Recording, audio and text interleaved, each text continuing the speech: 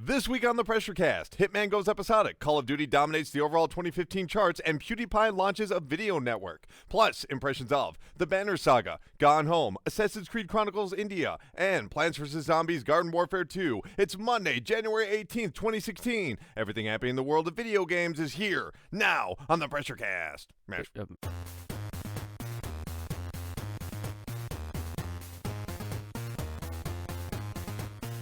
Hey, Pressure Pals. Welcome to the 113th episode of the PRESSURECAST, VideoGamesAreDumb.com's weekly news panic that posts every single Monday on iTunes, Stitcher, YouTube, TuneIn Radio, and America's longest-running independent newspaper at ShepherdExpress.com. My name is Colin Coffees Tanner, and I'm caffeinated and ready to ramble to you about some video games.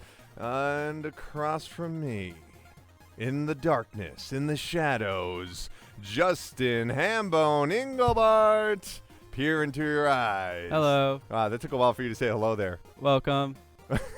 Great, that's a good start. Okay, in case you never listened to the show before, each week the PRESSURECAST slices up the latest video game news, past, present, and future, and delivers it right into your ears in several sensational segments in 2 hours or less. Don't forget, you can contact us if you'd like, pressurecast@gmail.com, or even call us 954-947-7377 if you want to do a text or voice message. No one's answering the phone. Don't worry. Ring, ring, ring. Just leave your message there. Or you can even tweet at us at PRESSURECASTPod. Just a little bit of housekeeping before we get started with the show. Clean up the store. I just got word from Google, Mr. Google himself. I got an email that said, hey, PRESSURECAST, you are going to be on Google Play Music. So whenever Google Play Music goes live, the PRESSURECAST is going to be there. I will let you guys know in the future in case that is your podcast. Episode 113. Welcome to the podcast. If that is your podcast. We're going to start calling us a podcast. Yeah, that's the future. Podcast. Most people do podcasts, but we like to flip it. We like to flip the P and then turn it upside down. That's what we do over here. Or is that the wrong way? Flip the P. So anyway, yes, we're off to a great start, everybody. Ladies and gentlemen, just remember you can contact us and we will read your emails at the end of the show.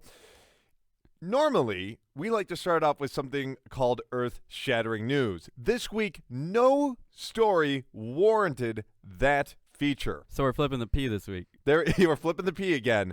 And I think you might say, well, it must be a really slow news week. But no. In fact, I would say that this week is rather valuable to your understanding of what's going to happen in the future of video games. And I'm not saying that lightly. I truly believe we are in the eye of the hurricane when it comes to video games. So you're looking around. You're seeing like Dr. Eggman flying around. Where is he going? Who can tell? You see that kamikaze squirrel, but he's always flying around from the Genesis game.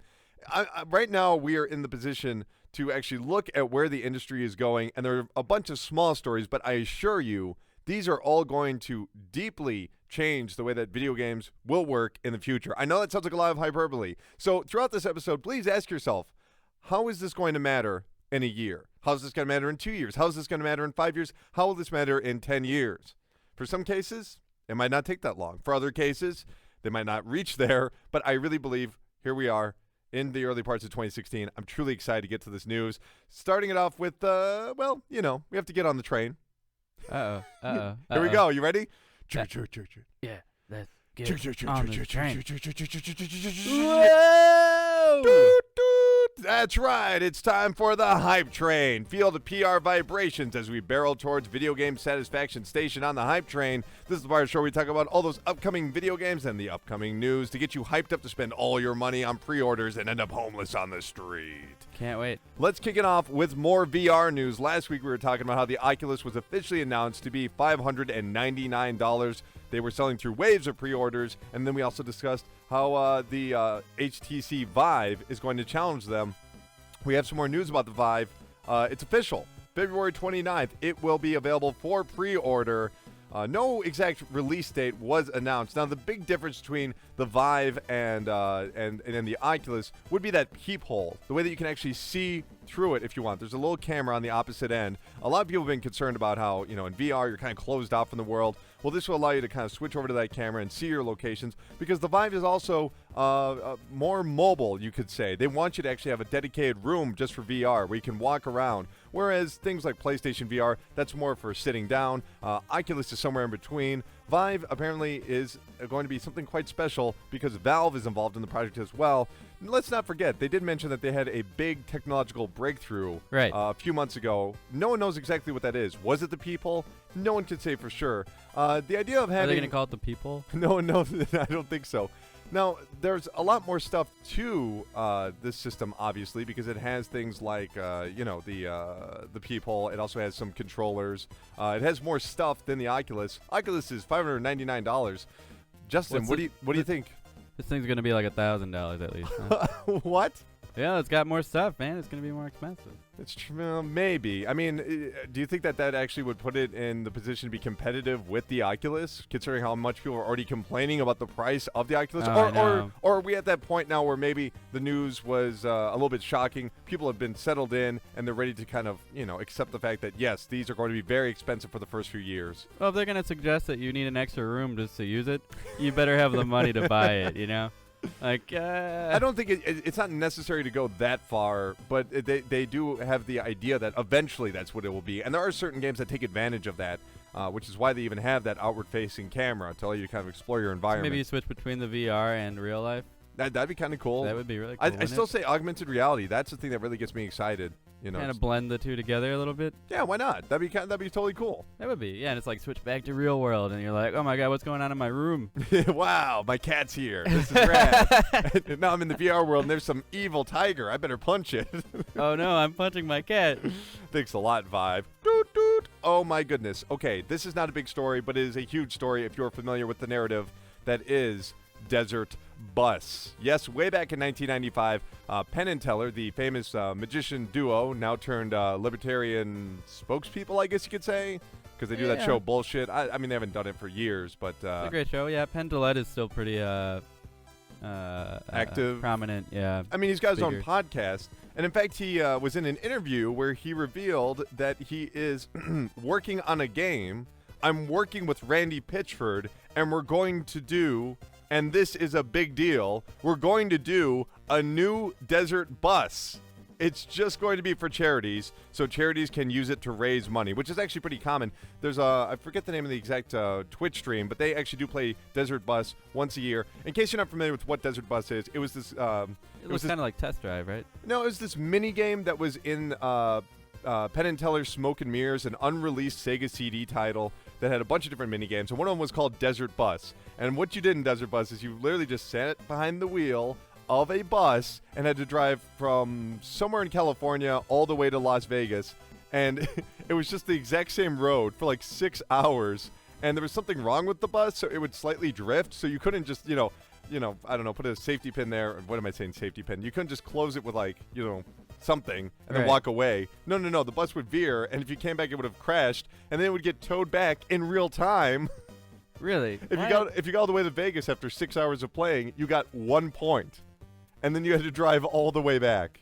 It was sort of like this narrative about like how lame video games can be, or what exactly are we looking for in realism. I'm not sure what the exact thing was. It was funny nonetheless. And yes, now we have Desert Bus coming to VR.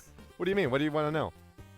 Is it going to be the same thing? You're just driving a bus for 6 hours and then you get a point and then you turn around? Yeah, that'll be it. But it's for charities because people play this for charity, and it's just it's kind of a cool thing. It was just meant to be a joke, and now it's kind of turned into a way to raise money for people that need it. Is there stuff in the desert? Do you see things? Yeah, there's like there's signs that tell you how far away you are. Sometimes there's telephone poles. There's really not much.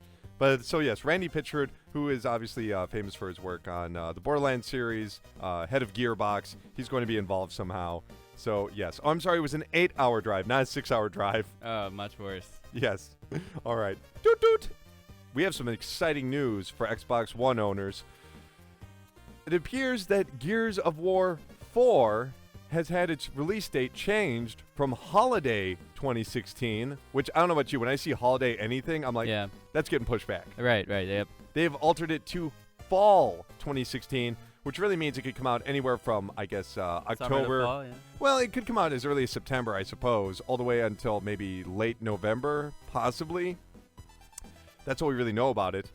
Gears of War 4, what are the chances of this really igniting the fan base and maybe getting them to purchase an Xbox One? Oh man, I don't know. I would almost get an Xbox One for Gears if it's good enough. Are you really? Were you really excited by the other Gears games? Yeah, I always loved 3. The Horde mode is pretty awesome. That's true. I feel variety of enemies is great. no other game has really got the Horde mode down. No, they try. I mean, Destiny, honestly, how many of those missions are kind of like Horde mode, where you just go into a base and then everybody runs in trying to attack you? Yeah, pretty much. Would you use the machine gun or the shotgun in Horde Shotgun. mode? Really? I'm a shotgun guy. But, Really? well, then you would eventually go get the Hammer of God, or you get the, what's the other one? Oh, yeah, Hammer of God. Yeah. There's another, like, ridiculously powerful one. The one-hit kill thing. The one that launches from the sky or the one that's... Hammer of God's from the sky. It brings down the satellite. Oh, that game's so good. It is pretty awesome. You know what's awesome? If you bought Gears of War Ultimate Edition on the Xbox One it was just last fall season, you actually got Gears of War 1, 2, 3, and Judgment for free, backwards compatible, with online play on your Xbox One. It's one of those again, though. Why would I play 1 or 2 if I had 3? I agree with you. I think 3 is probably... like Uncharted. 3 is the best multiplayer. I don't know about the campaign, though. I never felt very strongly about the campaign. 3 campaign isn't... It's not great. I think the campaign in 2 might be a little better. That's what sucks so much about that Gears of War Ultimate Collection, though, is that it just had... The only multiplayer was that Versus mode, which I don't know about you, but I did not give a shit about the Versus mode. No. It's all about Horde. Right, it is. Oh, man. Give me Well, you can play as the monsters in Horde, too. Yeah, the monsters. Whatever they're called, The Horde, I guess, is what they're called. Yeah. That's canon now. Deal with that, everybody. Doot, doot. More good news for Xbox One would-be owners. There is going to be a brand new bundle with The Division, the upcoming Ubisoft title that is hotly anticipated. It's going to be $400. It's going to include a digital copy of the game, and it will have a 1 terabyte Xbox One hard drive. Here's the thing. It's got a digital copy inside of there. And remember over the fall when we were talking about how the GameStop CEO was like, hey, we really, really do not want digital copies in our store. You think they're going to cut a special deal like they did in the past where they just hand copies off of the shelf? Because they don't want digital copies because then they can't sell them back to GameStop. Oh, got it. Man, no, I don't know. You are doing great today. I was doing okay until this point. I don't know what you're talking about. Yeah, The Division. Okay. I mean, have you seen anything on The Division, the New York game where it's like, from what I hear now, it's like kind of like Destiny meets SOCOM? Really? You don't know anything about this? No, I don't know about The Division. You are killing me. Well, I'll tell you what. It's online. It's going to be multiplayer. You want to play online together? Let me sell it to you. Wait, but no, it's the Xbox One title, though, right? No. It's going to be on PlayStation 4, Xbox One, and the original Wii.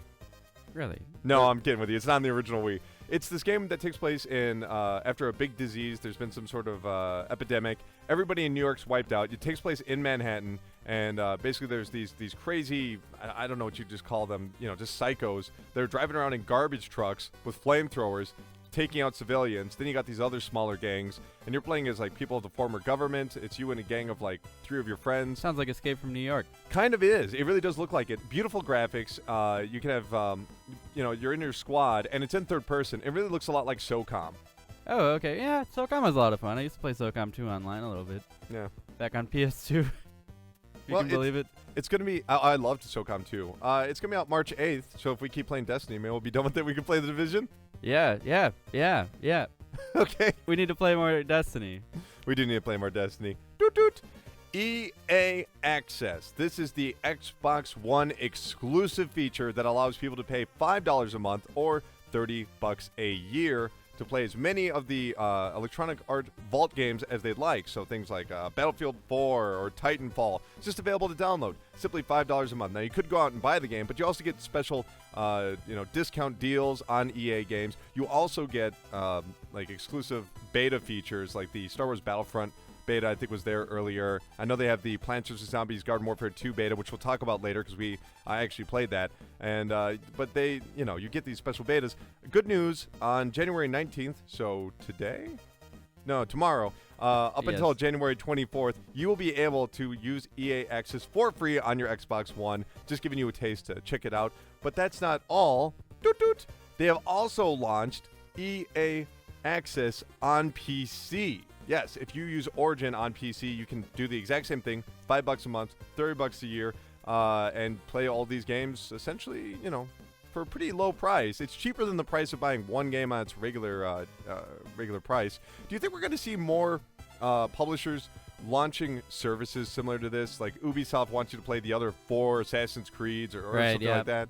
Yeah, I definitely think you're going to start seeing more. Well, we'll see. It's going to be based on the success of the EA model here. What publisher would you want to see do that most? Well, Rare Replay already came out. That was a really good deal. Let's see. Technos, maybe? Technos? You just want to play River City Ransom? Well, and I want to vamp a little. Okay, yeah, I'll let you vamp a little bit here. I would want to play, Super Spike V-Ball. Got to play that one. You got to play. I almost fell over there. Then the World Soccer Tournament one. Double Dragon 2. You got to play a little I'm just bit. glad that you didn't go anywhere, but you stayed at Techno. So okay, let's move on. Doot doot. So sort of like EA Access, there's PlayStation Plus. Allows you to get free games every single month as long as you are a subscriber to the service. Unfortunately, it was down for one stinking day. One day the service was down. And what do you know? Sony's actually done a make good. They've emailed one-day codes for PlayStation Plus and PlayStation Now. Okay, this was unnecessary, right? The 1 day extra thing? Yeah. Yeah, give me something else. But it's not enough. But hold on. I mean, doesn't that... I don't know about you. I'm amazed they did this. I'm not trying to, be like, whoa, Sony, you did so good. Let's not take anything away from Sony. But no, I think they didn't need to do this. And the idea that they did really is a make good. We talked about this so much. When something happens to a service, when a publisher screws up or a platform holder screws up, they need to make it up to the fans. Because there's always somebody out there who's got their arms crossed and be like, that's it. I'm never playing PlayStation 4 again. Even though they will. It's all just bullshit. They're kidding themselves. But there's someone out there like that. Does this, this is a pretty good idea, right? Well, it draws more attention back to him again. I remember seeing that and being like, oh, yeah, I have a PlayStation Plus account. So you think it's just good press in a way? Kind of, yeah. When you get anything from Sony in your email, and if it's something positive, I'm like, well, and obviously you guys. We're covering it, right. and everyone else covered it, so that has to, draw some eyes to the PlayStation 4 and be like, wow, even at the smallest mistake, they're making up for it. Yeah, attention to detail is kind of appreciated there. That's true. They're just not like, you know what, we'll just let this thing pass. Doot doot. Justin. Hello. This Tuesday, there will be another PlayStation 2 title released on the PlayStation 4. Bring it on. Let's do it. Dark Cloud 2. Okay. Did you not play that? Yeah, I did back in the day. You didn't like Dark Cloud 2? No, it's a great game. Way better than the first one. Yeah. Wow. Yeah. Remember, but Dark Cloud 1, when they were launching the PlayStation 2 and they had like the preview footage, like, whoa, this is amazing. I've never seen anything like it. It's like real life. I get it kind of mixed up with Dark Summit. Oh, yeah. Okay. Right? Well, Justin, you play a lot of JRPGs. I do. Do you recommend Dark Cloud 2 to the audience, and if so, why? I absolutely do recommend it. I think the level of customization in that game was really something for its time. You saw a lot of really good linear, sort of cookie-cutter RPGs. Cookie-cutter not as an insult, but Dark Cloud, it was something different. You could do a lot. What do you mean by customized? Do you mean like just different items? Because you do that everywhere. No, I think you can customize like cities. What? Yeah. And what do you mean customized cities? Like the cities that you would go through, you could add things, take things away. I thought there was like a resource system. What is that, like Fallout? Your Fallout shelters or whatever in Fallout 4? Yeah, kind of like a little bit more developed version of like the Breath of Fire 2 system, where you just like find random villagers that will come to your town, and then you can buy new weapons from them and that sort of thing. It was just a little bit more open-ended. I remember there being a lot of like side quests, that sort of thing. But you know what? Maybe I should play it again. That actually sounds fucking amazing. It's pretty cool, and it's pretty stylized graphic-wise. Like cel-shaded, right? Something like that. Yeah, it's not just polygons. You don't just play it and go, oh man, this looks old. This looks like, some of that stuff is just so dated when you go back now. Yeah, but now Parappa the Rapid 2, which is awesome on the PlayStation 4. Oh yes, that was the last one they did, right? The replay one. That's a whole 72 minutes of gameplay there for you. Doot doot.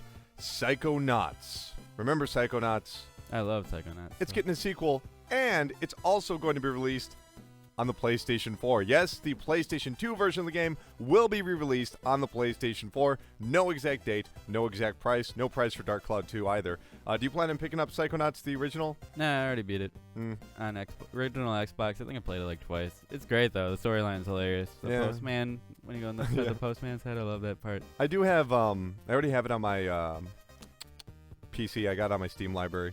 Which is okay. You have to do some workarounds to get controllers to work. it's not exactly optimized. I feel like it's pretty recently. Oh, actually, maybe I will play it again. I don't know. It's a good game. I do think the latter half of Psychonauts gets pretty cheap. It gets It like, does. you know. It gets a little melodramatic too, the storyline part. Where they're like, That's Tim Schafer in general. yeah. I mean, play something like Full Throttle, which is just like, yeah, bikers. And the last hour, it's like, we got to save the bikers. You know? Yeah. Or Brutal Legend, yeah. All right. Well, we have something to do this Tuesday, by the way. What is it? Toot toot. World of Tanks will be released on January 19th, tomorrow, Tuesday, for free on PlayStation 4. This is the game that's guaranteed to be better than hardware rivals. I was just going to say, it sounds a lot like Hardware Rivals. It looks gorgeous, World of Tanks on the PlayStation 4. You drive tanks, you shoot tanks, and it's free, and you can pay for more stuff if you'd like. But it actually is one of those free-to-play games that, if I remember correctly, it doesn't cheapen the experience by making you pay for things. What is it, like Scorched Earth or something? Scorched Earth? What do you mean? You know, the old tank game, one of the original DOS games. Battle play Arena? games. Yeah. Yeah. It's kind of like Worms Armageddon, but you had tanks. Oh, that sounds amazing. Oh, I do remember that game. That game was cool. It was super fun, man. You could get new weapons the whole time, and then have every stage based on things that you beat. And some of them didn't really do anything. You didn't understand what was happening. With Are like, oh, I bought the skull gun. Are we playing World of Tanks? Sure. Yeah, let's play it. All right, sweet. Toot toot. We are now at one of these stories that's going to be a little difficult to explain. Hitman was announced at E3 2015. And we're like, okay, here Yeah. comes Hitman. There it is. Before the end of the day, however, IDOS and IO, I forget what they're called. The developer, they're called IO. I was going to say IO Entertainment. And Square Enix had to be like, hold the phone. The way this game's going to work is you're going to buy it, and then it's going to evolve. There's going to be lots of stuff that you're going to be downloading. Episodic, yeah, There's going to be new cities. There's going to be all this stuff. It didn't sound episodic. It sounded like this weird, almost like, for me at least, it sounded almost like an MMO, where they're just creating events. And I was like, okay, that's weird. You create hits, and it's going to be online, and there'll be some points where this target will appear, and it's like, it's only available for an hour, and it's a super rare target, so everyone in the world is trying to kill that guy. It seemed pretty interesting. However, a lot of people that pre-ordered the game on the PlayStation 4, I believe on PlayStation Network, had their pre-orders unexpectedly canceled. Yeah. If you went, what's going on here? Well, the IO head himself, Hans Surfert, I don't know. I don't speak German. So Fritz. We decided to take the leap and publish Hitman as a truly episodic game experience. Part of that decision is for that little bit of extra time to ensure every location we release is at the quality level fitting for a Hitman game. But the main driving reason is that it will allow us to create a living game that will expand and evolve over time and establish a foundation for the future. This is the first Hitman game and the storyline which will continue and expand with future Hitman games. Wow, they're going to make a franchise out of the franchise. Yes. Stupid question. Was that always Square? Hitman? No, it was IDOS. IDOS was purchased by Square Enix. Oh, okay, I see. That's why they got Tomb Raider too, okay? Exactly. Yeah.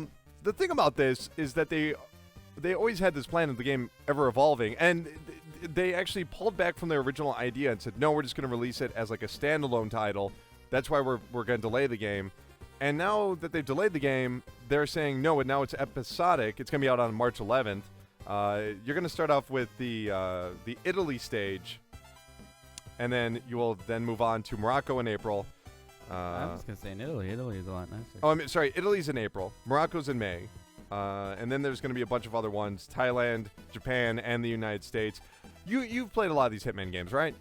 Oh, a little bit back in the day. Yeah. I mean, the idea of being episodic, you have one single stage. Maybe you wait a month. You play the next stage. Is that appealing to you? Not really. I'm just thinking of it in terms of like Metal Gear Solid. Like, if I wanted to move on to that next country and you got to just wait and then pay more. Like, I would have just stayed in Afghanistan. Hell no. There's too many hells in Afghanistan. I want an open area so I can just run.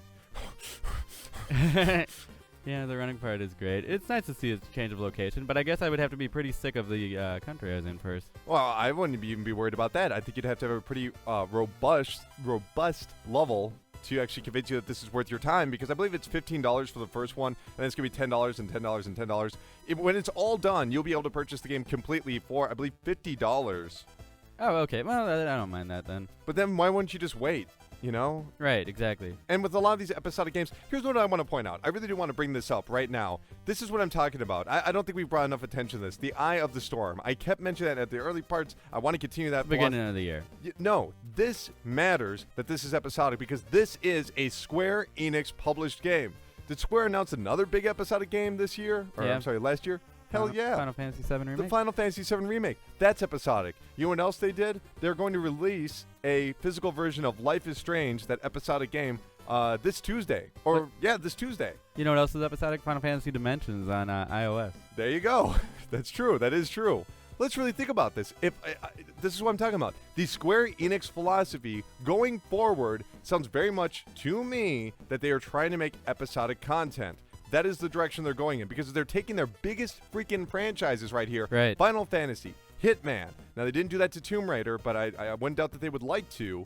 I think this is really significant. This is where they're trying to recreate the way that they handle their franchises. I really believe that. So I don't know. That's why I kept saying that at the beginning. Eye of the Storm. You could say the same thing about the HTC Vive, the way with the peephole and everything that they're doing right now. To maybe That's have interesting. It's like almost every time a new episode comes out, it's almost like a new game came out. Like, oh, have you seen the newest? Have you seen Morocco yet? In the Hitman game, Morocco is amazing. Yeah, no, that's the stage you got to buy. That's the level you got to buy. You have to play Morocco. Like, oh, that Japan stage is coming up. Can't yeah, wait. and then when you were like, oh, that Italy stage, wasn't so Oh, good. I hate Italy. Okay. Doot doot. Daybreak Games. They used to be Sony Online Entertainment before they broke away from Sony. Crows. They have announced that starting on January 25th, DC Universe Online players on the PlayStation 4 and the PC will have crossplay. Now, Sony's kind of muddied up what crossplay means. Most people assume, oh, I can play it on two different systems, like I can transfer my save, which is what I assume. But from what I understand, this will allow PlayStation 4 and PC players to finally play together on a single server. Oh, that's cool. Now, I know Microsoft is not all about that life. They don't want it. They would prefer that you don't do that. Makes no sense to me. Yeah, but I mean, if I'm not mistaken, isn't Rocket League crossplay? I don't think it is. No, it's probably not. I was just going to bring this up. I wish it was. I want to play against those Xbox One boys. No, that's never going to happen.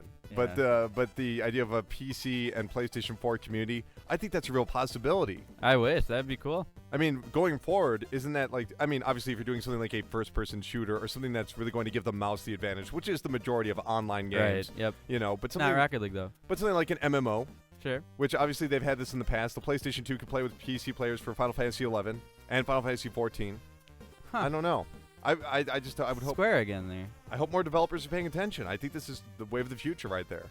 Because and obviously you have to protect your platform with exclusives and things like that. But if it's a third party and they're making an online game, why not? I know, like I said, Microsoft has very strict restrictions on there because they, Xbox Live is a very secure network.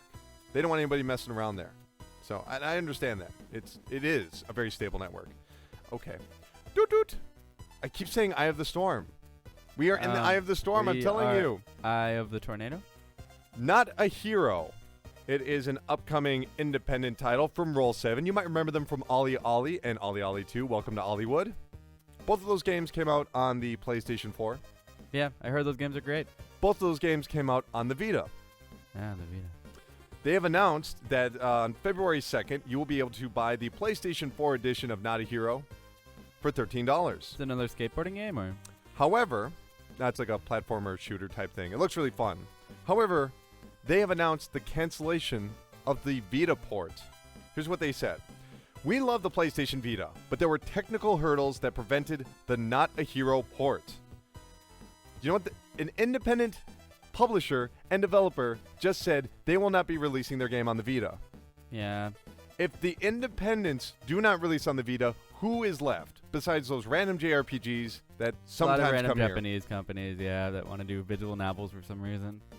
That's what I'm talking about here. The significance of this moment right now is like, uh-oh, we just saw an independent just pull away from an from a Vita port.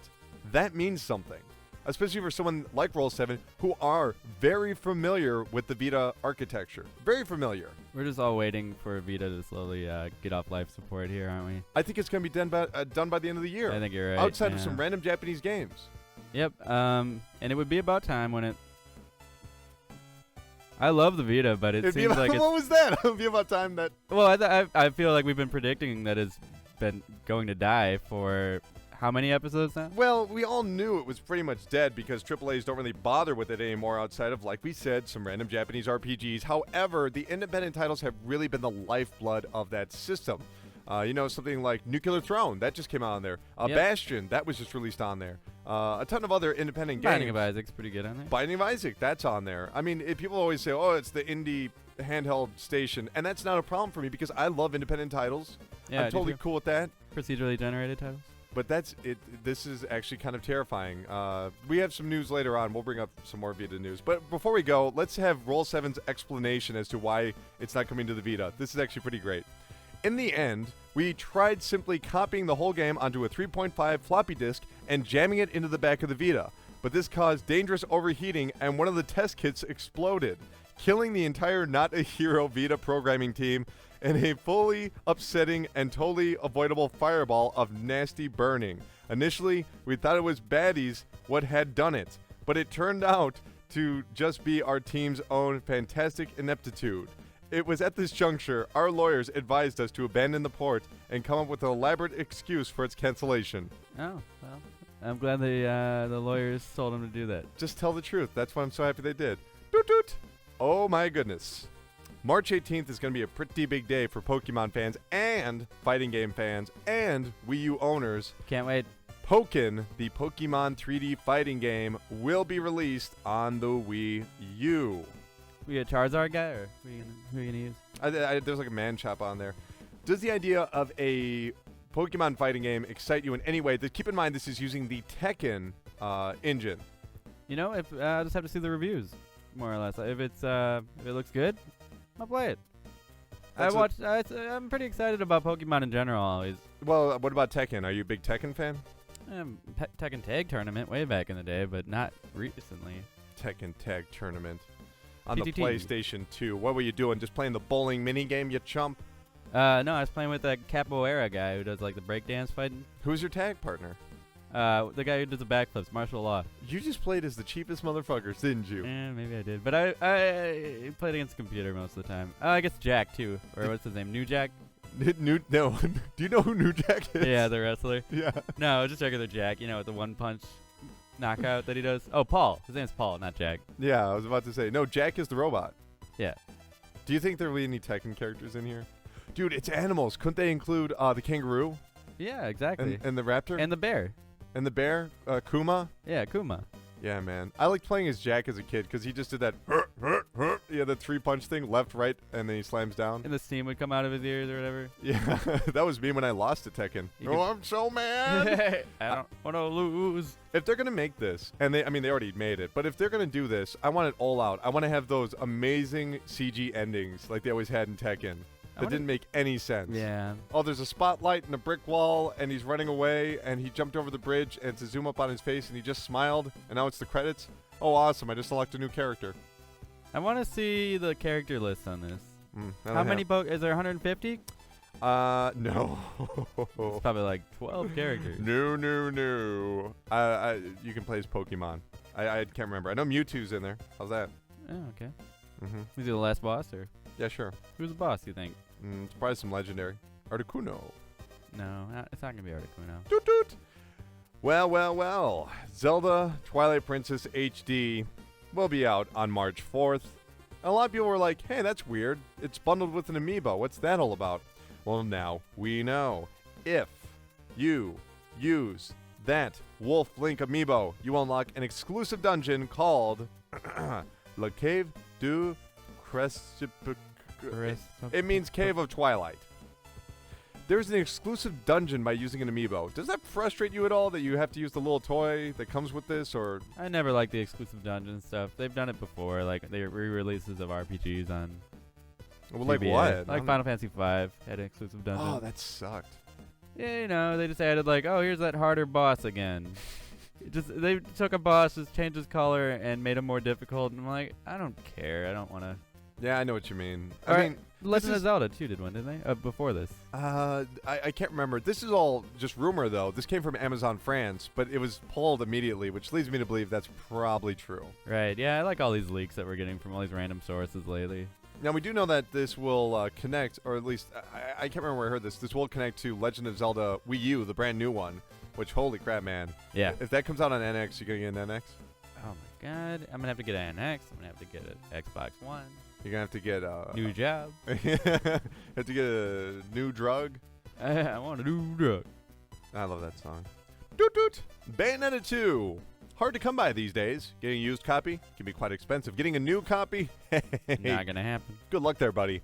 However, Nintendo has revealed that starting on February 19th, a standalone version of Bayonetta 2 will be available at retailers. Why a standalone version? Well, because if you bought Bayonetta 2 on the Wii U, you got Bayonetta 1 and 2 in a single pack. And if you go on the Wii U eShop, it's still $50 for either version. But when you buy, one of them, you get the other one automatically. So, it's kind of cool. This is probably because she's a Super Smash Brothers character now. Yep. Oh my god, I wish you played Bayonetta 2. Oh man, how are you getting these new Smash Brothers characters? You just download them? They're just DLC. Yeah, no, they cost money. Oh. So now you can have Bayonetta fight Cloud. I don't know if there's anything greater than that. That might be the best thing ever. You have Pikachu right in the middle, right in the mix of it. But no Solid Snake. No, there's probably issues there. Doot doot. Mortal Kombat X was a game that came out last year. I didn't particularly love it, but I do love watching people play it, and I can't wait to see what people do with these brand new characters, including Triborg. What? Yeah, it's 3 cyborgs merged into one. Oh, How cool is that, Triborg? that's cool. Bo Ray Cho, the drunken guy, I believe, from the 3D games. Cool. I know he used to puke on the floor and you could slip on it. Oh yeah, I remember him. A fucking xenomorph from Alien. What in the world? And Leatherface from Texas Chainsaw Massacre. Oh hell yeah, this is just better and better. Leatherface? I know, man. What's your favorite Texas Chainsaw Massacre movie? Probably 2, where there's a dude with the butter knife that just keeps stabbing people with that butter knife over and over and over. Yeah, but what's the actor? The guy.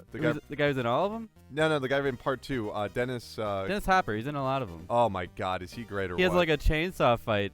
They have like a sword fight with chainsaws in that movie. Yeah, when they're on top of the car. No, they fight all over the place, but I think they're walking on like a dining room table that like extends like down this huge hallway. Oh It's my pretty God. awesome. Amazing. What about Alien? You vamp for a second. What is your favorite Alien film? I like Aliens better. I'm more a fan of the James Cameron movies. I like that there's just more people for them to kill. The first one just feels like a horror movie, like a low-budget horror movie. The second one is just like this huge blockbuster action horror. Part hybrid. 3 is not a good movie, but it has some amazing cinematography and set design. That was actually one of the first movies directed by Fincher. Yes. Actually, that was the first movie directed by Fincher. Before that, he only did music videos. Yeah, and he has some great music videos out there. Madonna and... Yeah. Okay, but now they're all going to be in Mortal Kombat X, which is kind of It's exciting. so crazy. I'm excited about that. I know. I'll watch a video. Doot doot. We have, let me check right here. We have 2 more stories before we close up the hype train, and they both involve the late, great David Bowie. And you might be saying, why are we covering David Bowie? Well, it's because a lot of people from the game industry talked about this. We're not getting their reactions. We actually have information about David Bowie involved in games. And one of them is Omicron, the Nomad Soul, which you own on your Dreamcast. Yeah, I was never a fan of this game. I remember, it was funny, I just got finished playing Heavy Rain, and I was like, wow, that reminds me of this one game I played on the Dreamcast. I looked it up, and certainly enough, it was Quantic Dream's very first title. It was a game that actually had David Bowie in the game. He played 2 different characters, one of them which was David Bowie, like a cyborg David Bowie. Even had a concert in the game you could go find. Well, I think this is just super cool. Square Enix, who obviously own Eidos, who published the game, they have made the game free at the Square Enix store, and you get a Steam key for it. You just have to go click on Omicron, use the promo code Omicron, and you get it for free. Just do that real quick. You're going to be surprised at how bad this game is. No, it's not. It was never great. Yeah. It was just really cool. It has style, man. Very disappointing. It's got David Bowie music. You're saying David Bowie sucks? Is that what you're saying? I'm just saying, look up the YouTube video of the part where David Bowie's in it. Everyone remember, David Bowie sucks. That's what Justin said, not me. I wouldn't say that. Guys, come on. No, everybody remember that. Doot doot. the original Amplitude. We just had the reboot launched. I don't know about you. My favorite song, one of my favorite songs, I had two favorite songs in the original Amplitude, Right, which okay. was Urban Tumbleweed. You remember that one? Nope. Oh, it was such a good song. Everybody look that up. Go listen to that right now. And the other one was the Metro mix of David Bowie's Everyone Says Hi. Remember that song? I do. I think I do remember that. That was a baller song. Yeah, there's a lot of good music in there. Oh, it was fantastic. A couple garbage songs in there. Literally garbage. Yeah. I remember that. Here's the thing. David Bowie, of course, was in the game, but he was almost in the game, as in a CG representation of him. Ryan Lesser, who used to work at Harmonix and was the art director at the time, had this to say. David Bowie was a fan of Amplitude and put one of his songs in the original game. In addition, we made a Bowie Freak, which is like the characters you control. Yeah. In the end, our tech did not allow us to prevent players from customizing David Bowie's avatar, so it was removed from the game. They didn't want you to mess with it, but they'd already set it up in a way that it was like, all right, fuck this. So David Bowie was almost in Amplitude physically, and they have the image of him. He looks awful. Yeah, I bet he does. Yeah. The game, the graphics weren't always the strongest point of that game. No. Yeah. Ooh, glowing squiggles. Hell yeah. Okay, let's close it out with the games that will be out this week on the Hype Train. Zeros on the Xbox One will be with the games with gold, and it is it's a beat 'em up. It's fun. Check it out. Blade and Soul will be released on the PC. A Boy and His Blob HD. Keep in mind, the original Boy and His Blob was on the Wii. Atari or something? No, the remake was on the Wii, so it was technically not HD. How depressing is that? But it will be available on the PC, Xbox One, and PlayStation 4. Kloss will be released on the PlayStation 4. Stardust Vanguards will be released on the PlayStation 4. Dark Cloud 2, as we said earlier. The Deadly Tower of Monsters will be released on the PlayStation 4. Atelier Escher and Logi Plus Alchemist of Dusk Sky will be released on the PlayStation Vita. I believe only digitally. There will be no physical release for that. Well, I don't think I'm covering that game anyway. Sorry. I played enough of those games to be like, okay, these are cool. Not for me. Oddworld New and Tasty finally comes to the PlayStation Vita, which the screenshots for that game looked awful, but Yeah. now they actually showed some video, and in motion it looks quite good. If you somehow got it on PlayStation Plus during that month it was free, you will automatically have this because it is cross-buy for the PlayStation Vita. Inside My Radio will be released on the PlayStation 4. I don't know why I talk like that right there. why is it called that? It's a rhythm-driven platform adventure where you must follow the beat. All right. I mean, I'm eager to check it out. Sounds like Crypto the Necrodancer. And on Friday, Mario and Luigi Paper Jam will be released on the 3DS, and I have heard that game is average. So is that a new one or is that Yes. okay? Yeah. It is the mashup between Paper Mario and Superstar Saga. See, but Superstar Saga wasn't very good, and Paper Mario was awesome. I thought you liked Bowser's Inside Story. Oh, that one, yeah, the storyline is pretty funny. Yeah, it's actually. those characters, huh? Yeah, but I didn't like the Dream Patrol one, whatever that one is that comes standard with the system. Yeah, what do you think about that, Harumph?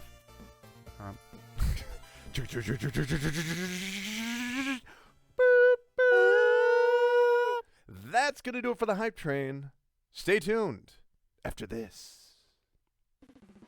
On today's episode of Yu Yu Hakusho, Yusuke Urameshi, the spirit detective, and his friend Kuwabara are enjoying some well-deserved time off. Why are you always trying to fight me, Kuwabara? You'll see, Urameshi. I'm going to beat you one day. You're never gonna beat me as long as I have my spirit gun and my 5 stars. 5 stars, huh? So if I go on PRESSURECAST on the iTunes and I give them 5 stars, I could be a spirit detective too, huh? Yeah, no one's ever gonna give you 5 stars, Kuwabara. Hey, you shut up, Urameshi. I'm gonna beat you one day, you'll see. I'll use my laser sword, and you'll regret not giving me 5 stars on iTunes. You mean this laser sword? How'd you do that? Ah! Great, now I gotta go to iTunes and give the PRESSURECAST 5 stars, and I'll show that Urameshi. He thinks he's so great because he's a spirit detective. You look kind of like Ron Perlman, don't you? You better shut up about that, Urameshi. All right, go to iTunes, give the PRESSURECAST 5 stars, use my laser sword, and become the best fighter in the world. I'll show them I'm the strongest. Welcome back to the show, everybody. Welcome back to the show. Going back in time. It is time to discuss the games of the week. Yes, we need to talk about the games we've been playing for the past week. Let me kick it off with something called the Banner Saga. This is a turn-based RPG game that is was worked on by some people that used to work for BioWare, and it's a pretty darn good game. But I've known that because it's been out for a while. The thing about it on the PlayStation 4, which is the port they just released, it's on the Xbox One as well, is that I don't feel they fully optimized the experience. Now, don't get me wrong. This is a beautiful 2D hand-drawn game. Love the mechanics. You can play as giants and you can play as humans, and you have to kind of work together. Basically, they always say sacrifice the weak ones and then protect the strong ones because no one really dies in the game. It's not like a Fire Emblem where if they die, they die. This is a game where everybody heals over time. But the thing about this game is they didn't really make the font any larger.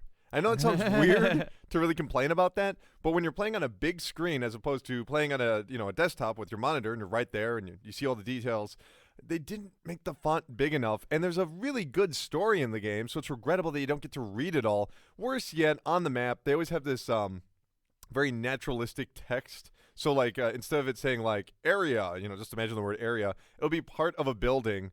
But it all kind of meshes together because they didn't make the image large enough. I know these are very strange complaints, but they also have a Vita port coming out. I'm really concerned how that's going to look when it's even smaller.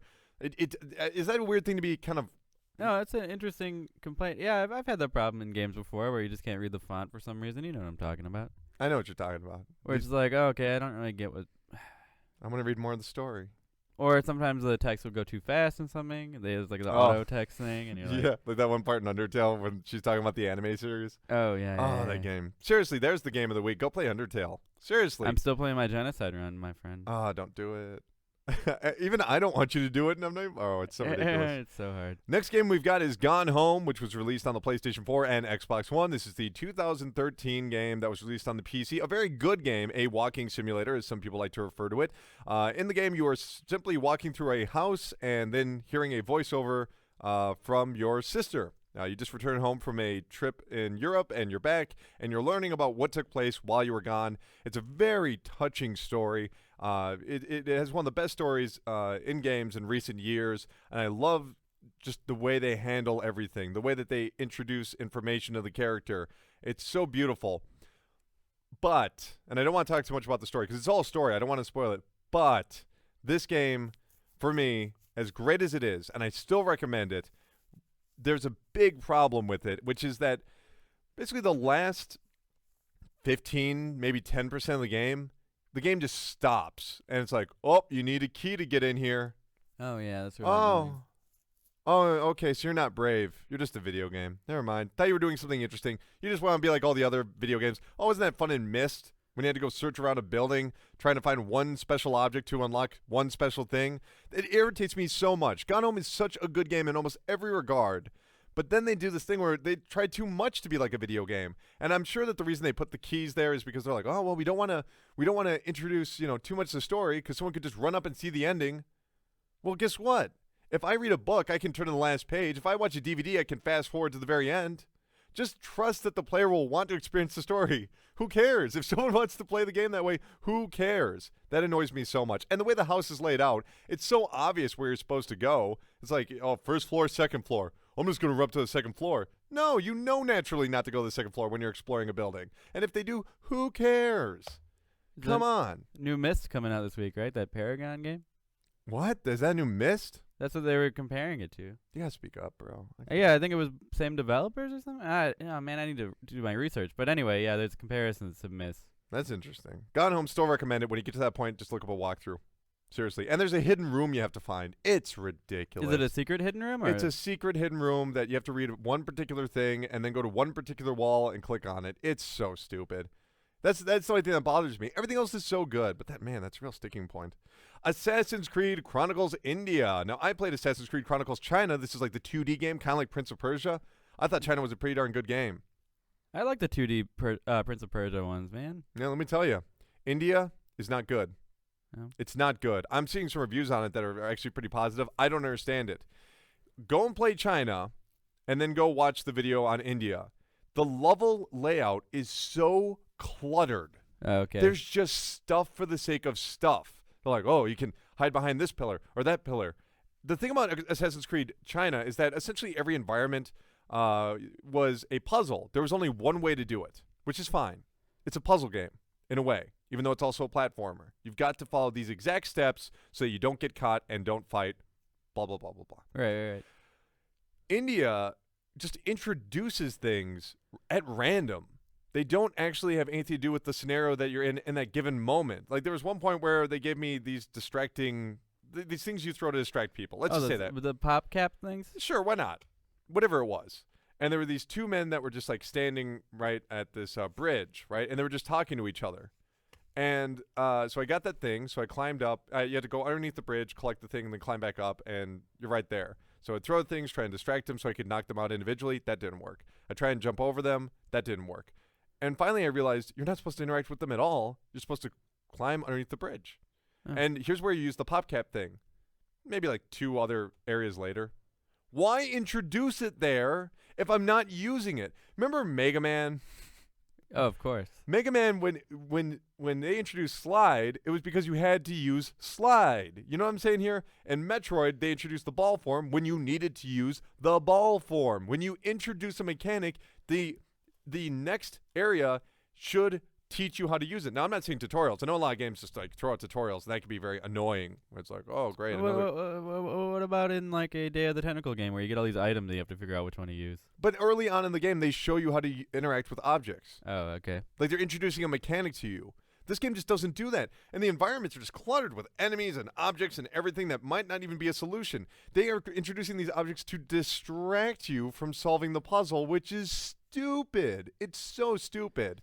They released Metroid Zero Mission on the Wii U. It's the Game Boy Advance game. Yeah, that's a great game. It was like going from playing this to playing that, and I know it's not a fair comparison because one is a masterpiece while the other is just blah. It was just like, wow, this is how you do it. This is how you introduce ideas. And there's that point where you're not sure where to go next, and you just explore some environment, even though you're not going to be able to, like, you know, go beyond it because you don't have that ability yet. Mm-hmm. But it turns out, yes, you can. There's an ability there, and you didn't even expect it. Like, the game was all just a big trick, and it just tricked you into thinking that. That is pure magic. Assassin's Creed's just like, you weren't really supposed to use that pillar. We just put that there to trick you. See, now you're getting killed by guards. Stupid. You can't just kill the guards? Sure you could. You could fight them, but that's not the point of the game. Okay. God damn. Play Assassin's Creed Chronicles China. God damn. You don't want people to actually play this, do you? Assassin's Creed Chronicles China? Hell yeah. I think the only reason they're releasing... Oh, that's the first one. They're releasing Russia in a couple of weeks. Like the next one. Episodic, huh? It's so weird. China came out months and months and months ago, like spring of last year, and now they're releasing these 2 back-to-back. I think it's because, you know, Ubisoft's just like, fuck it, pull the plug on the budget, put them out the door, everybody, right? Get them out of there. Oh, that doesn't look good. Who cares? Keep going. Everybody, no, just look Guys, forward. get to work on Hitman. Yep. Oh, it's Ubisoft. Yeah. Plants vs. Zombies Garden Warfare 2 had a multiplayer beta this week. Colin sucks at this game.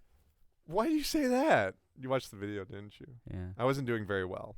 I played the original Plants vs. Zombies when it was released on the Xbox One. It was a timed exclusive on the Xbox One back then. And when I played this game, I thought that there was a lot of possibilities. The thing about this game is that it is a family-friendly, third-person multiplayer shooter that has some tower defense elements to it. That's kind of cool. So you've got your area where the people are going to be attacking, and you've got these little potted plants that you can earn abilities through cards, which you actually earn in the game. You don't have to pay for them. You can, but you don't have to. So you'd like drop off little drones that are going to prevent those guys from taking over your base. That's a neat idea. And they have these very unique abilities from the plants and the zombies. So it's like, oh, this plant is like a machine gun, but then if you use this button, it'll shoot like an energy beam.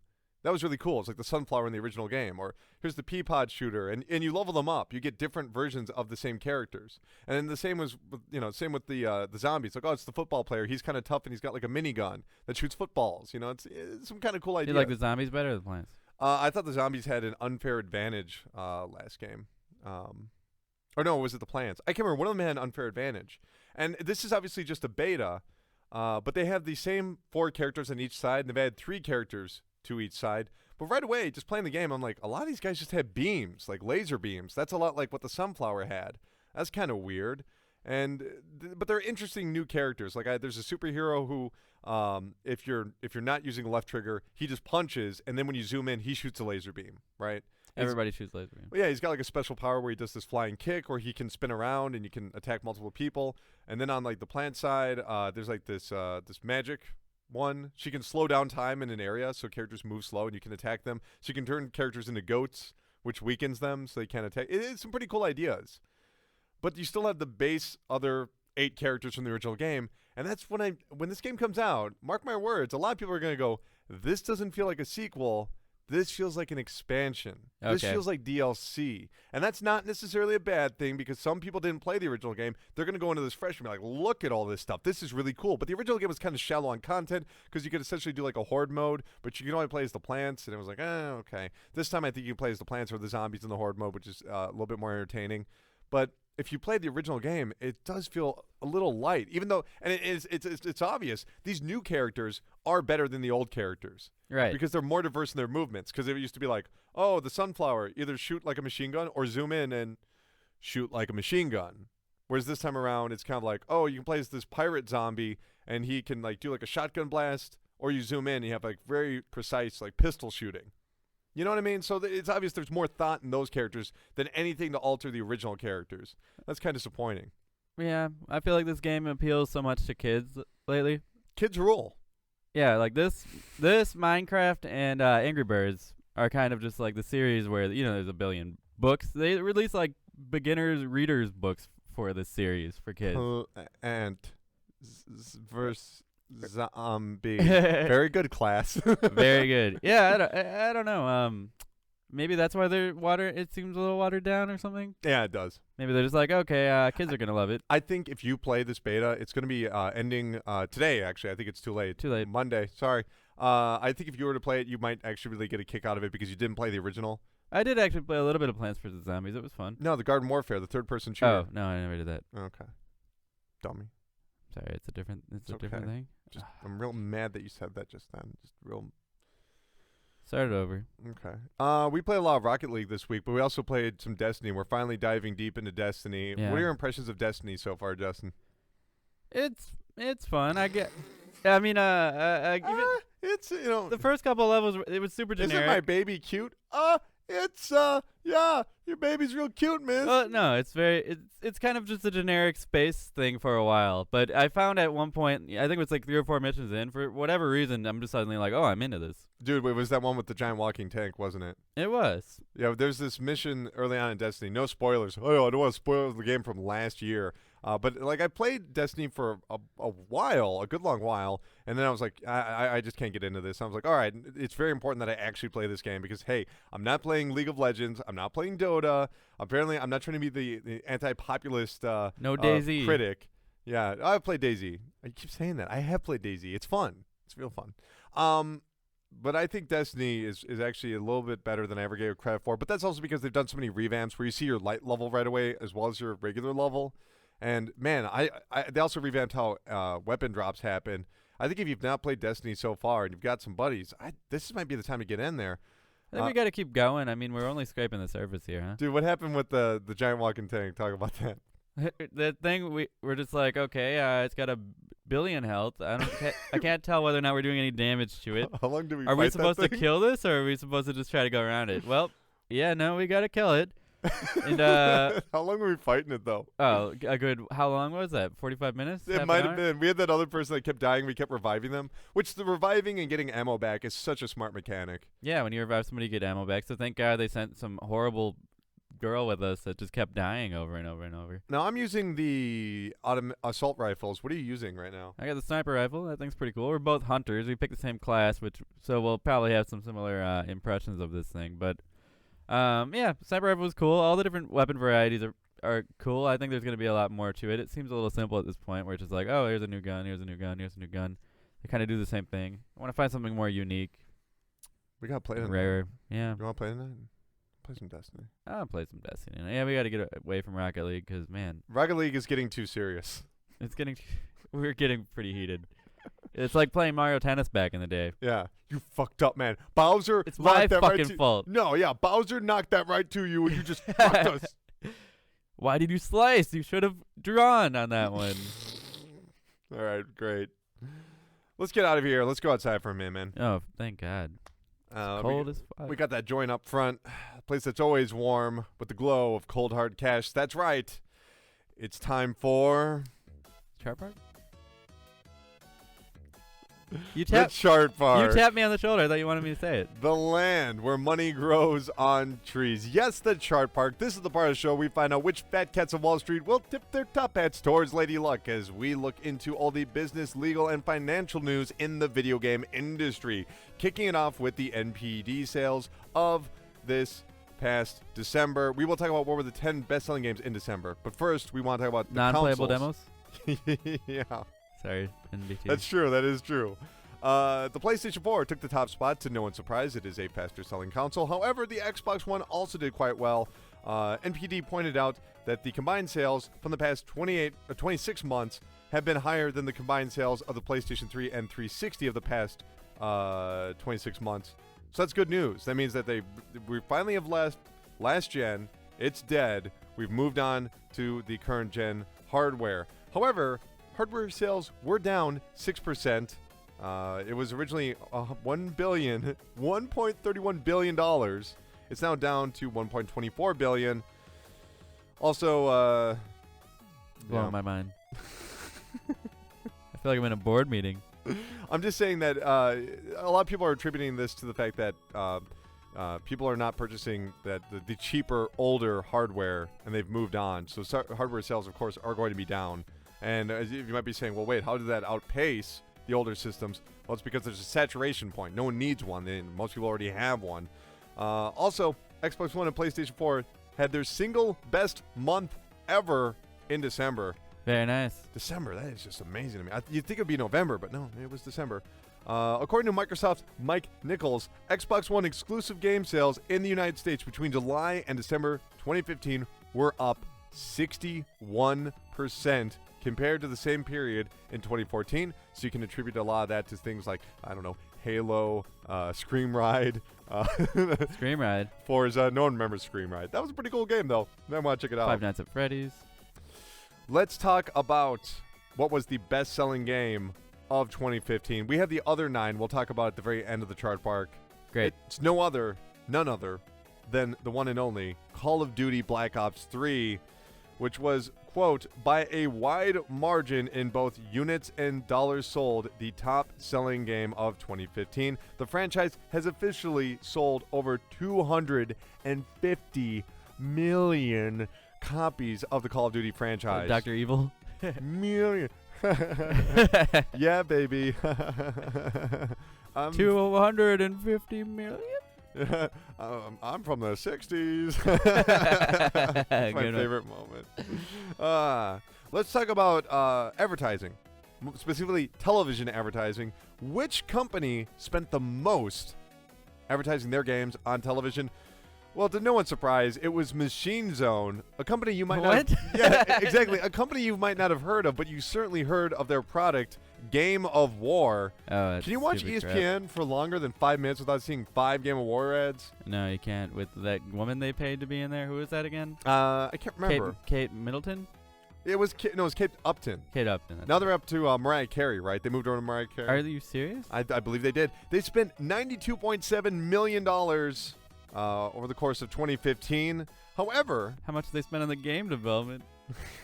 Nothing. they only produced 18 advertisements compared to Nintendo, who had the most advertisements with 49 for television, but only spent $42.1 million in 2015. It's kind of crazy. Once again, Nintendo proves that creativity is better than huge budgets. Did they? How so? No, they didn't prove it, I guess. No, I don't think they did. Well, just compared to Game of War, they proved it, I guess. I'm These going to go guys. ahead and assume Game of War made more money than Nintendo. Really? Yeah. You think Profit? people actually play that game? Profit? I don't know. It's not terrible. None of those games are terrible. They might not really. They're not for us. You know. It's like him playing that Barbie and Your Sister's Puppy Rescue isn't the greatest game You of all played time. that game. It is the greatest game of all time. You get the puppies, you can name them whatever you want. What did you name Name things like bitch and fuck. him? Daisy. I'm Pluto. Also worth noting that Activision they spelt backwards. They spelt it on the check. They spelt $57.5 million. Signed Activision. Yeah, for television advertisements, spending $30 million of that 57 only on Call of Duty Black Ops 3, which is probably why it is the best-selling game of 2015. Let's go over to the PC market, which had another decline in shipped and sold units. Declined. Just swipe it again. Oh, that's probably just my bank. This happens. I've never been to the store before. Hold on, I gotta make a quick call. Now you can finally text your banks for those awkward moments. PC shipments were down to 71.9 million units for the fourth quarter of 2015. That is a 10.6% drop compared to 2014's fourth quarter. Now, this might seem like a big deal, but for many, this was what they expected. Many analysts predicted this. Sales were slightly up from the third quarter, at least. That's kind of good. According to IDC, which stands for Internet Donut Company. I thought it stood for I don't care. I don't care. I don't care. Get my room. The PC market continued to face persistent challenges from longer PC life cycles and competition from mobile phones and tablets despite the slowing growth in those markets. However, economic issues like falling commodity prices and weak international currencies, as well as social disruptions in EMEA and Asia/Pacific that disrupted foreign markets were a larger factor in 2015. In other words, people ain't buying as much PC stuff. Oh. If you want to know who were the best-selling PC vendors, we've got it right here. Lenovo. It's number one. I never know how to pronounce them. Every time I see it, it's just like that. Those letters don't go together. Lenovo. Followed by HP, Dell, Asus, and lastly Apple, because Apple don't make the money off the computers, everybody. Look at your phone. There you go. Was it Samsung? No, Never mind. Mine's an Apple. You got an Apple iPhone 6 recently, didn't you? I did. 6 Plus? Yeah. Can't Look at wait you. to play Pokemon Go. Look at Hollywood over here. Mr. Hollywood. Let's move over to Microsoft. They are being sued. And they've been sued. Or they've been in the process of being sued. For thousands of years. Since 2012, when a lawsuit was brought forth because many Xbox 360 owners were complaining that their discs were scratched by their console. Microsoft said, no, no, that's, no. Ow! My Xbox 360 did that. No, it's because Microsoft says only 0.4% of all Xbox 360 owners could possibly be affected by this. And just because of that, the number of people that signed on to this class action lawsuit, it's not possible. Well, this was dismissed and is being brought back, and the case is going to, believe it or not, Supreme Court. yes. Sweet. Yeah, I know. I can't wait to finally see some. I can't wait for like some old guy. So what? You play games with this thing? You just plug it into the wall. You put a disc in there. And Supreme plays Court, games? believe it or not, is no stranger to video games. When they were deciding whether or not it was constitutionally right or allowed to have age restrictions on video game sales. Tipper Gore. Yeah, she finally fell over. We've been tipping her for a long time. She finally fell over. Yeah, well, Seriously, the Democrats have to be kicking themselves. I'm not trying to get political here. In fact, I'm actually being politically neutral in this statement. But if you're running for office, you got to be kicking yourselves because the demographic of people that play video games has only grown larger as time has gone on. And they've kind of got those ghosts of the past, even as recent as like the mid-2000s of trying to get violent video games regulated. That's a sticky subject right there. move to Australia if you don't want to play violent games. Yeah, and pay too much for games. What are they, like $100 over there? No, I think they're about $3 billion. That's how much GameStop made over the holiday season. However, all has not gone well for them. Apparently, even though their total global sales rose 1.8%, it's not good enough for many shareholders. The store sales were up 4.4%, but that could not match how many other stores, like, I don't know, Best Buy or whatever, rose to 4.9% in the United States. That's not good. No. So GameStop is not competing with some of the like people like Best Buy or Amazon or many other places. I guess it's only actually physical stores, not digital stores. Sorry about that. They said that Xbox One and PlayStation 4 sales rose 38%. New software sales, not used, new software was down 9.7%. So, the basic gesture of this is that their shares dropped 10%, despite the fact that Spring Mobile, their phone branch, actually rose 59.9%, which I think is because they purchased other companies. That's how it actually rose. So it's kind of like inflated numbers in a way. Yeah. So GameStop dropped 10% in a single day. What is up with this? Why is it always 10% on the drop? We saw it with Nintendo last week. It's ridiculous. New year, I guess? Beginning of the year? GameStop apparently knew this was going to happen, and they are closing all their stores What? in Puerto Rico. Okay. It's like Walmart closing all those stores that they open. GameStop actually gave out a statement to GameSpot. How cool is that? They're finally That's together. So confusing. Here's what they said. Given the ongoing business challenges and increased governmental restrictions we have experienced in Puerto Rico, GameStop has made the business decision to close all of its video game stores and operations located on the island. As a result, GameStop will be exiting Puerto Rican market by the end of March 2016. Until that time, we will continue to conduct business as normal. Business as usual, guys. Sorry. Here's the funny thing. Over in the UK, they have the store called Game. We both know that they haven't been doing particularly well yet. No. Despite the fact that their fourth quarter sales were down 0.4%, their stock price went up. More people bought shares. It increased by 8%. Buy low, right, guys? Well, it's because it's not as bad as many people predicted it would be, given the turbulent year that they've had over in the UK. The CEO, Martin Gibbs, had to say this on behalf of the group. I would like to thank the game and multiplayer teams across the UK and Spain. Apparently, Spain is where the majority of the sales came from. Probably got a British accent, though, doesn't he?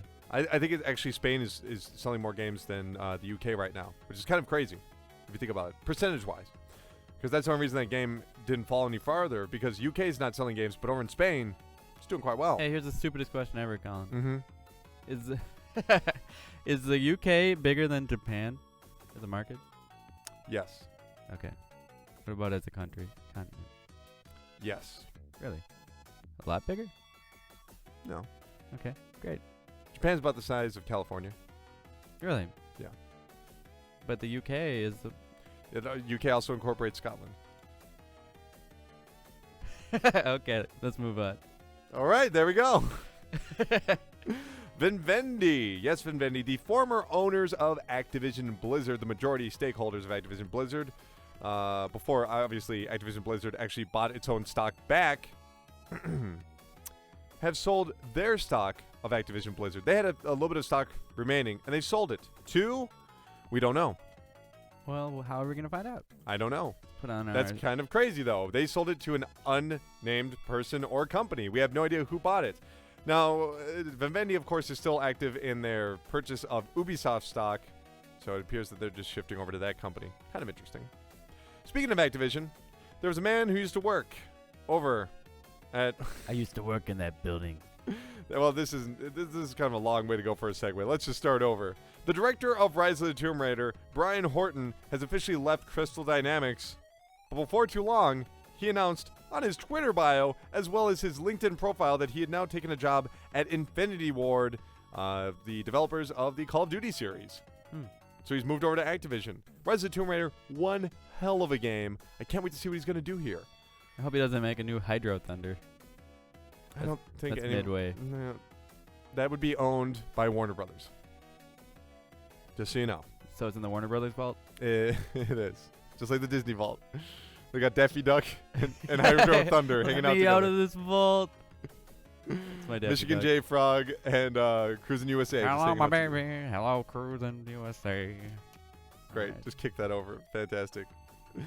More news about Activision Blizzard. Stacy Shear, a very famous producer, Hollywood producer, who worked on films like The Hateful Eight, Pulp Fiction, Django Unchained, Out of Sight, Get Shorty, Reality Bites, Man on the Moon, Aaron Brockovich, has officially gotten a brand new job.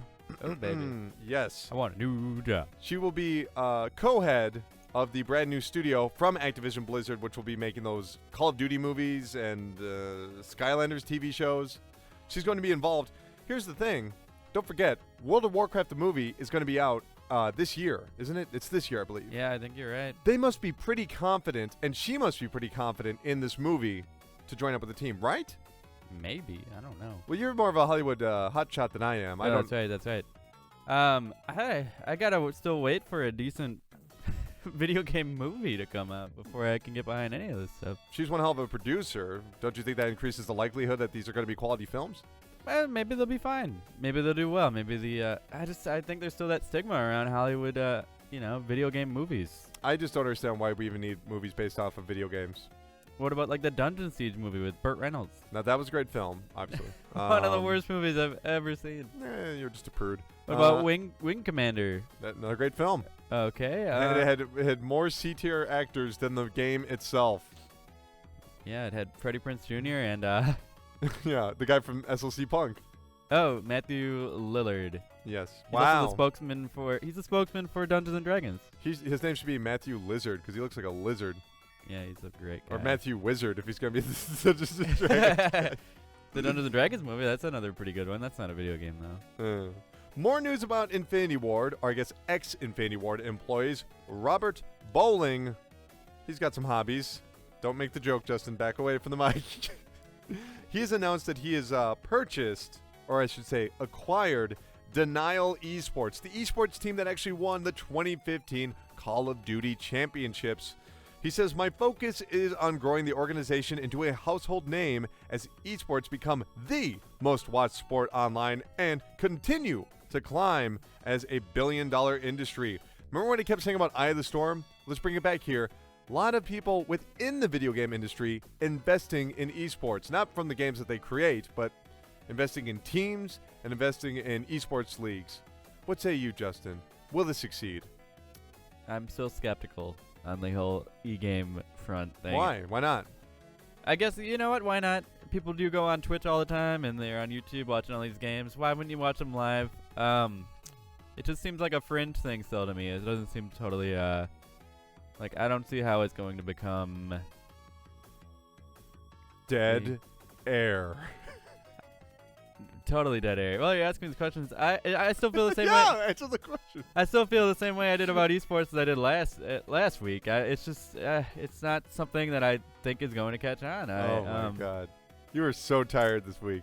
I'm a little tired. You're on the video game podcast. These are video game questions. No softballs. I'm sorry that you're. What do you think about esports? Is it going to work? I think esports will continue to grow because the audience has already been established and is a younger audience, which would, at least to me, create the scenario where the next generation will also be involved in esports. It seems like a younger audience, but for me, I feel like it's just kind of going to be a hotbed for gambling, isn't it? Hell yeah, I hope so. I'll take $1 billion on the blue team. $1 billion because that inflation gets so bad. Oh man, I only made $60 billion this week. Yeah, I'll take 9 bitcoins on the green girl. Yeah, Yeah, I'm tired this week. It's a robot teller processing. Recognize facial scan. You get out of here. And then you're watching the whole match and you're like, oh, green girl sucks. Okay, great. Psychonauts 2 has officially been successfully kickstarted on Fig, the Kickstarter thing that allows you to actually make money back. They officially walked away with $3,829,024. Okay. It's pretty good. Sony attempted to trademark Let's Play recently. Yeah, there you go. Good idea. They filed an application on October 28th. It was denied by the USPTO, but not for the reasons you're thinking. It's not because the term is so ubiquitous, but in fact because there's already a trademark called LP Let's Play. Let's with a Z, bro. Is that like Lay's potato chips? Like Once you pop, you just can't stop. Do you think they'll ever be able to get away with like trademarking just general video game terms like press start? They'll try. You have to know that that's true. They'll try to trademark anything. The more generic, the better. Okay, great. You're doing great this week. Don't let anybody tell you otherwise. You were doing great. We're already 122 minutes in. It's not 100. We're in 82 minutes in. Oh. And that is before we edit the show. Let's wait for 40 more minutes. So I can cut out all your random swearing in between takes. Fuck. Shit. I'm so tired. Ass, bitch, fuck. Oh, great. I got to edit that too now. Well, Twitch plays It's been a popular subgenre of Twitch. Remember, Twitch plays Pokemon, Twitch plays Dark Souls. Last week, we saw Punch Club get released because people successfully played it on Twitch. In case you've never seen this before, it's where people in the chat can actually type in inputs that are then put into the game and happen. The problem is that everyone's typing at once, and somehow, despite how random and reckless everything is, people beat games. Computers essentially beat games. Absurd. It's ridiculous. Well, they have announced, Twitch has announced, that they are going to give Twitch Plays its own section, further cementing this upcoming genre. This is here to stay from now on, isn't it? Yeah, actually, these are fun to watch. I've checked out a couple. Which one do you Twitch watch, plays. huh? I watched a Pokemon one. Yeah. I think they beat it really fast. What are they up to right now? In Pokemon? Yeah, like Sapphire now? Yeah, I think they are. Sapphire, Ruby, Yeah. somewhere in there. They should not let it end until they catch all, what is that, 250 in that one? Well, how many are there now? There's like 500, something like that. The latest one. I know a girl who just got all of them. Wow. Yeah, it was kind of a big accomplishment, wasn't It was the first time you've seen her in years. I finally did it. it? Holding like a crusty 3DS. I finally did it. I don't know how she has the time to do this, to be honest with you. Well, it's on the go, dude. You can do it wherever you want. Pokemon Go? Yeah, it's like exercising. You just get in where you can. You know what I mean? That's why I got Get the it in, muscles. baby. Let's not say it like that. All right. All right. Pewdiepie has officially launched Revel Mode. Revel Mode will be his very own video service, video channel service. You know, there's a lot of these that, like Maker Studio, which Disney owns. Well, Disney now owns Revel Mode. They helped him start it. And according to the VP of Maker Studios, Courtney Holt, we're thrilled to be doubling down with Felix. That's the real name of Pewdiepie. He's an amazing talent, a great partner, and the pulse of the millennial pop culture. Oh, We no. firmly believe in his vision for Revel Mode and his chosen creators. We can't wait to see the possibilities ahead because, of course, he's going to be picking out people to be on this channel. It's all video game based. Some of the people that he's got involved are Toast Ken. Oh, Cinnamon Toast Ken. I'm sorry. Cutie Pie Morez. Oh, who remembers Markiplier? What about Colin Tanner? Jelly. You know, I was so busy. He kept calling me, and I'm like, listen, Pewdie, I can't do this, man. And he was like, why not? Why will you not sign up? Why can't you do my accent right? And I said, listen, shithead, I'm not doing this. Yeah, fuck off. We're starting the Pressure Network. The Pressure Network. Video games are dumb network. I did hate that he used the word millennials there in the whatever you call Is it. what it is, motherfucker. The PR, yeah. Aren't you sick of hearing the word millennials? I'm sorry. Shit, fuck ass. Bitch. Great, I gotta edit that out. And before we close out the chart park, this is one little bit of business news that's just kind of adorable. John Romero. He worked at id. He was alongside John Carmack when they created the original Wolfenstein 3D and Doom and so much more. The rest is history. Romero sent out a tweet that contained a link to his brand new Doom level. He made a level for Doom. He put out a tweet that says, my boss level replacement for E1M8. That's episode 1 because it was a multi-episode game. People forget that. That was an episodic game. You had to do, that was like shareware back in the day. He says 22 years later. So he finally finished his stage. How cool is that? How do you get to the stage? You have to beat the game? I think you just download it. Just incorporate it into a file with a merger. You made me feel like there's going to be something cute about the story. It's adorable. This old man was like, oh, my youth. I remember making this game. Let me make another stage. You're right. That is cute. Let's talk about the 10 best-selling games in the UK. As promised by the Queen. Tut tut, here you are. Number 10 is Battlefield 4, still. Number 9 is Assassin's Creed Syndicate. Number 8 is Just Cause 3. Number 7 is WWE 2K16. Number 6 is Rainbow Six Siege. Number 5 is Fallout 4. Number 4 is Grand Theft Auto 5. They should get those switched around, don't you think? Yeah. Number 3 is Star Wars Battlefront. Number 2 is FIFA 16. And number 1, to the surprise of no one, is Call of Duty Black Ops 3. Mamma mia, what a spicy meatball. Over in Japan, the land of trains, we have number 10, Mario & Luigi Paper Jam. That's falling off fast. So I heard that it's only average. That's what I heard from me too. Number 9 is Fallout 4. That was kind of released recently, so that's kind of scary. Number 8 was Animal Crossing Happy Home Designer. Number 7 is Mobile Suit Gundam Extreme VS Force. Number 6 is Yokai Watchbusters, a Red Cat Team, White Dog Squad. Number 5 is Minecraft PlayStation Vita Edition. Number 4 is Super Mario Maker. Super. They have clapping in the intro of the game. It's kind of cool. Number 3 is Splatoon. So cool. That's Splatoon. Splatoon. Girl, I like it when Number 2 is Monster Strike, and number 1 is Monster Hunter X. Now let's talk about the top 10 best-selling consoles over in Japan. Well, not top 10. This is some of the best-selling consoles.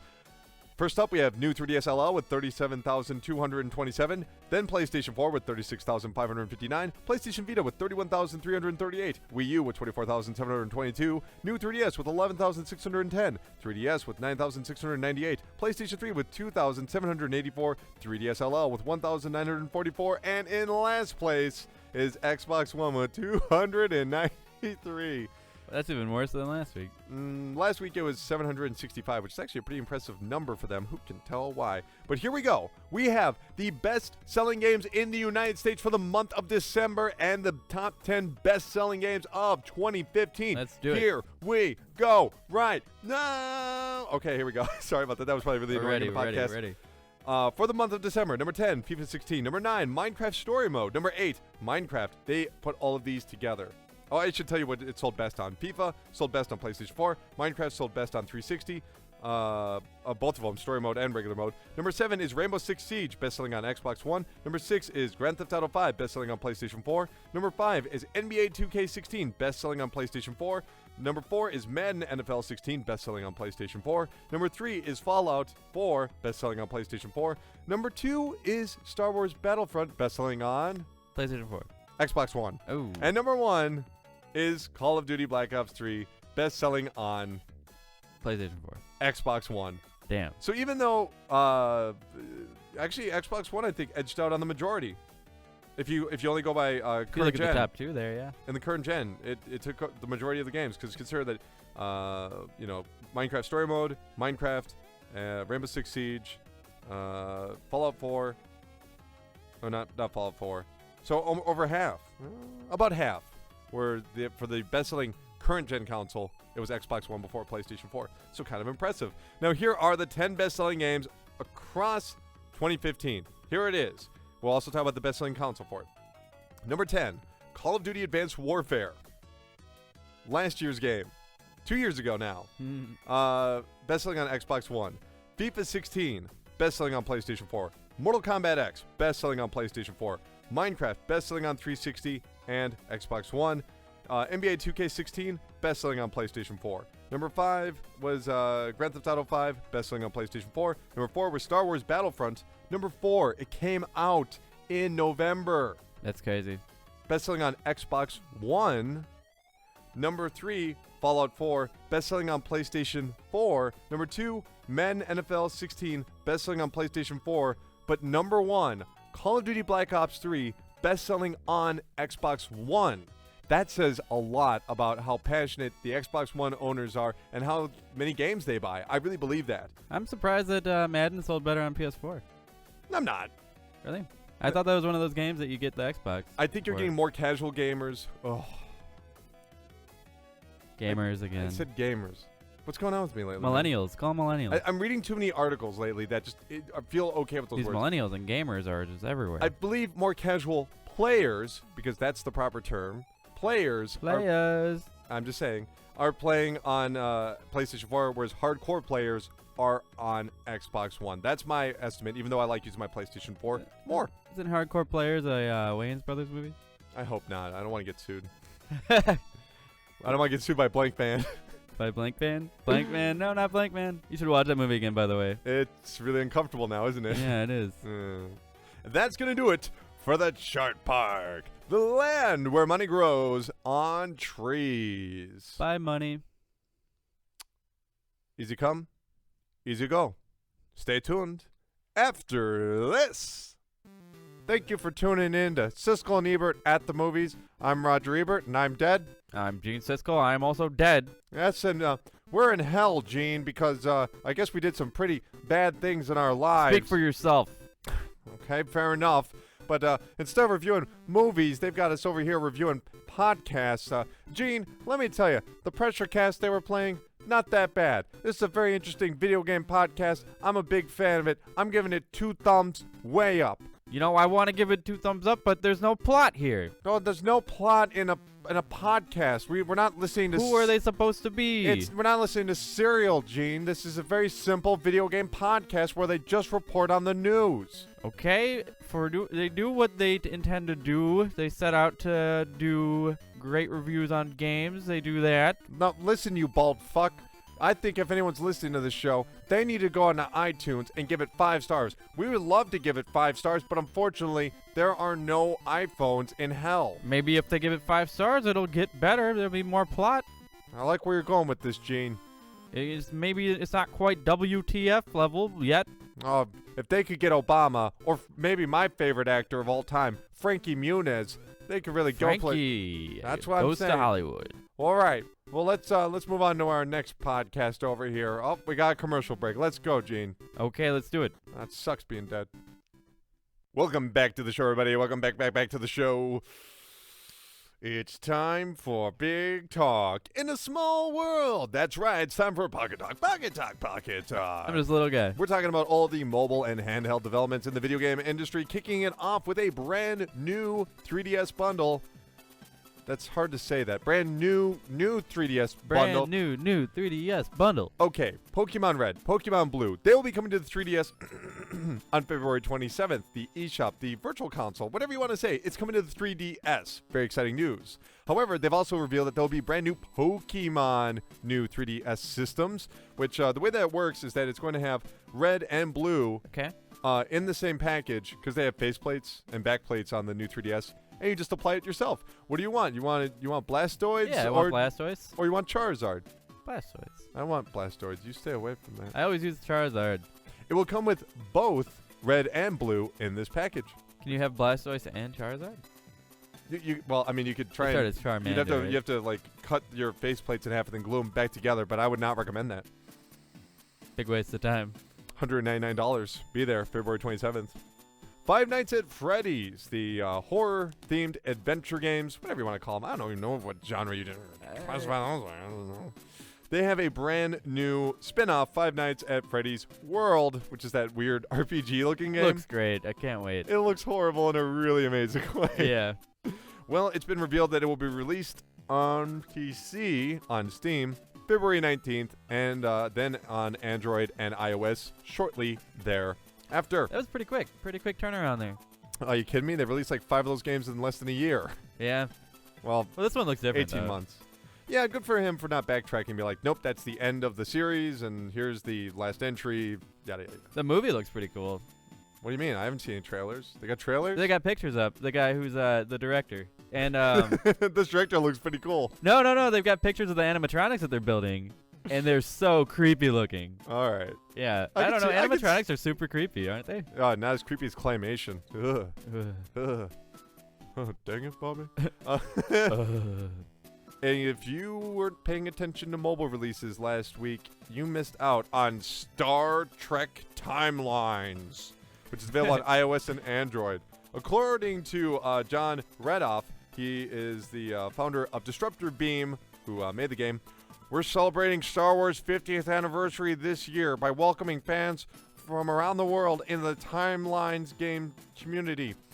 We have created a game that will immerse fans into the Star Trek universe like no other game has. With its deep, story-driven gameplay and stellar graphics, we believe that Timelines is one of the best-looking game experiences on mobile today. So what is Timelines? Well, I don't know. It actually has characters from the original Star Trek, Next Generation, Voyager, Enterprise. They could have skipped Voyager and Enterprise. Deep Space Nine? Yeah. Love Deep Space Nine. Okay, I know we just did a commercial, but I do want to bring this up. The night that Roger Ebert died, I was listening to this random radio station where a clearly intoxicated man called in to mourn the loss of Roger Ebert, and he says, yeah, you know, I always loved it. Ebert and Cisco, woo! Woo! Cisco. Sorry. All right, thank you very much. Oh my goodness. We have another horror-themed game coming to iOS and Android. I Have No Mouth and I Must Scream, the horror adventure game. True horror, true adventure game. that was released by Night Drive Studios back in 1995. Yeah, no, nothing. No response. I don't remember this game at all, actually. You should check it out. It's a rather disturbing game. What is it like? What do? You just walk around and... It's an adventure game, yeah. But that will have to do it for Pocket Talk. Let's take the mushroom. Boop, boop, boop, boop, boop. Can I do mine? Okay. Boop, boop. No. No. Okay. Boom, boom, boom. So anyone that likes Star Trek is obviously stupid. Yeah. But they're not as stupid as the idiot of the week. This idiot of the week is a fashion model for Louis Vuitton. Here's what she had to say. Fashion isn't something you're taught or given. It comes from your own taste and your own choices. It displays the essence of who you are to the people around you. It is a thrill that I, who has faced my share of danger, have never experienced before. Well, Louis Vuitton is a new adventure, a new fantasy that I will enjoy from the bottom of my heart. Obviously, the idiot of the week. You just saying all models are stupid, or is it based on the quote just now? Actually, it's because this model happens to be Lightning from Final Fantasy 13. What? Now, here's the thing. They announced that Lightning was going to be this model for Louis Vuitton. It was almost the idiot of the week. But then I stepped back and went, wait a minute. Look, Lightning, the real person, if she was a real person, would it be a big deal if she became like a model or something? I guess not. I was being overly judgmental. But the idea now that they're quoting her, saying these things, having imaginary conversations about how proud she is to work with Louis Vuitton, it's so cringeworthy. It's just very confusing, isn't it? Where does reality end and the truth begin? I just don't imagine this character, for who she is in that world, would be like, oh, okay, now I'm going to go be this Louis Vuitton fashion model. It doesn't add up to me. Is there no other character that they could have taken from Final Fantasy to do this? Get one of them from Final Fantasy 5 or something. Get that pixel art. Look at my handbag. Yeah. I don't use these normally, but... But I guess I'm being paid to, so... Because it's not like there's an actress playing Lightning. This is supposed to be the voice actress? This is supposed to be the character. You know? Is the model based off of a real person? Probably. I don't know. Probably not the hair, though. The model is a model. That's so weird. Well, Square Enix, Louis Vuitton, Lightning, take your pick for taking a pretty darn good character, I would say. At the very least, a pretty darn good character. Making her a fashion model, also not a big deal. But then having her talk about how proud she is and how thrilled she is it's so confusing. to model Louis Vuitton handbags. You are the idiot. I have faced a lot of danger, but this is a new thrill of the week. Give me my money now. What would she spend her money on? I'm going to buy a new handbag. This is the ever dwindling part of the show. We listen back to the listeners because I guess most people don't listen this far in the show. We might want to put this at the beginning again because no, we seemed like we were getting more when it was. Yeah, it's a news pod. Oh, I don't want to just. Oh, I heard myself on the show. That was like, no, you listen to the show. You're not listening to the show. I don't care. I'm sorry if that's really judgmental, but really, it's kind of like we're a news show. Alienating everybody. No, we have to start off with the news. It's a news show. You're right. You're right. We're towards the end here. I like getting those emails, those text messages, those voicemails. I really do. But, we'll see who really listens to the show now. You see what I'm saying here? Or we just go off of the YouTube comments, right? I'm not doing that. All right, never mind. We have John from Portables of Doom. Hello, John. He wrote in last week. He wrote in a lot of stuff about VR. Here's the thing. John, I love this. You got 3 paragraphs right here. We're going to need to cut that back down to 1 paragraph. Trust me on this. Here's what he basically said. He thinks a reasonable price. I have to paraphrase. I apologize, but it's very, very long. He says that the Oculus seems really cool, but he thinks a reasonable price would be like $300 for most people to jump in. $600. Huh? That's fair, yeah. $300. $600 right now in combination with the PC is just out of the realm of possibility for most people. He's talking about how much he pays for gas and rent and all these things, about $450. He's got a good, deal on rent or something like that. And on gas. He actually sold a car last month for $660. You could buy Oculus. Even though he already invested a lot of money into it. So basically, VR. is literally more than the price of a good used car. I want to get. Where can you get a used car for $600 that's good? Craigslist. Really? Yeah. All right. You might be able to get a decent one. I don't want him touching me though. No. A Craigslist killer. That's so dark. I'm sorry, John. I'm going to basically bring it down for your last paragraph.